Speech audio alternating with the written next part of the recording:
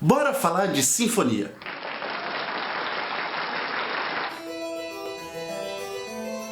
Falar de sinfonia é um assunto delicado, porque uma coisa é falar da história do gênero musical surgido durante o classicismo e outra coisa é falar da história do termo sinfonia, que foi ao longo dessa história utilizada por vários gêneros musicais. Nesse vídeo, a gente vai delinear a história do termo musical sinfonia até ele chegar a designar esse gênero musical que a gente conhece a partir de Haydn, Mozart e Beethoven. Mas para isso, é importante a gente ter em mente que o termo possui tanto uma história puramente musical, ou seja, como ele foi utilizado pelos gêneros musicais, quanto uma história social, ou seja, como esse gênero ou esse termo atravessou fronteiras nacionais. O termo está presente no vocabulário musical europeu pelo menos desde o século IX, mas não tem nada a ver, obviamente, com aquele gênero de sinfonia que a gente conhece depois. Não. Sinfonia vai vir do grego e vai significar algo próximo à consonância. A partir do século XVII, o termo vai estar muito ligado a um gênero musical que mistura instrumental com vocal. É, por exemplo, o caso das sinfonias sacras de Gabrieli, por exemplo. É no século XVIII, no entanto, que a sinfonia passa a se designar um gênero musical instrumental, de fato. Neste século, esse termo vai estar muito ligado à própria história da ópera. Na Itália, era muito comum existir uma obra orquestral que precedia a ópera que ia ser apresentada naquele dia. Essa obra tinha o nome de Sinfonia Avanti gli Opera. Só que um dado aqui chama muito a atenção. Até o final do século XVIII, foi-se contabilizado, pelo menos na nossa musicologia atual, nada menos do que 16.558 sinfonias compostas até então. Só que a gente pode saber que não existia essa quantidade de óperas compostas. Portanto, a sinfonia passa a existir a parte da ópera. Isso é o que esses números passam a indicar. Porém, até o século XVIII, sinfonia é um gênero que possui sinônimos musicais, nós podemos dizer. Por exemplo, sinfonia vai se assemelhar muito ao que era chamado divertimento, scherzando, noturno, serenata. Isso também indica que a sinfonia possui uma vida fora das casas de espetáculo.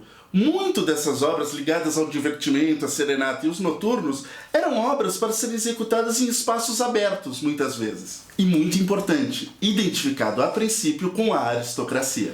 Porém, vamos voltar aonde a sinfonia está presente dentro dos concertos públicos. Se nós levarmos em consideração a vida musical dos concertos públicos, a sinfonia vai estar presente em duas principais cidades: Paris e Milão.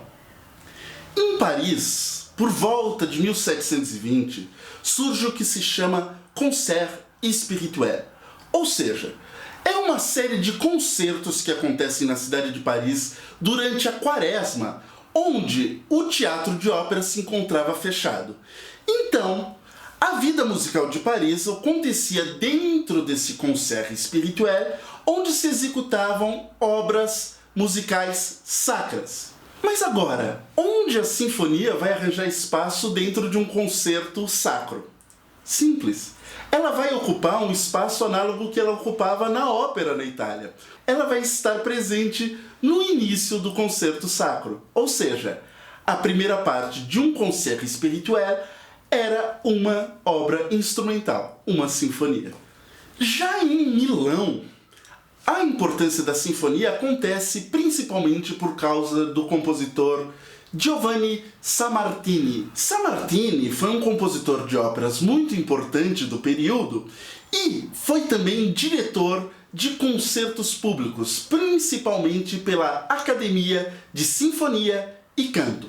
No começo, Sammartini adaptou uma série de sinfonias de suas próprias óperas para colocar dentro desses concertos. Posteriormente, ele acabou criando sinfonias à parte, que já não tinham mais nada a ver com as suas óperas compostas. Assim, através de Sammartini, também a sinfonia acaba se destacando de outros gêneros. Porém, a gente está aqui falando, né? Paris, Milão. E cadê a Áustria nessa história? A gente aprende, né, que a sinfonia tem muito a ver com a Áustria. E de fato ela tem. Só que existe uma questão política para a passagem da sinfonia das regiões italianas para a Áustria. Acontece que Milão, nesta época, estava dominada pelo Império Austríaco. Portanto, as novidades musicais da cidade chegavam com muita facilidade em Viena. No entanto, para a sinfonia se tornar o que a gente conhece, uma outra contribuição foi necessária, e ela veio de Mannheim. Mannheim vai ser muito importante para a formação da sinfonia como a gente conhece. No início do século XVIII, Mannheim se torna a nova capital do Palatinado Renano, uma das regiões que hoje é a Alemanha. Acontece que Mannheim não tinha uma vida musical, uma infraestrutura musical para ser a capital de uma corte. Então, na ausência de uma casa de ópera, as capelas musicais da corte tomam uma importância fundamental nessa vida musical. É aí que um compositor tcheco chamado Stamitz vai ser extremamente importante. Ele é o diretor, o mestre de capela da orquestra do eleitor do Palatinado da Renânia.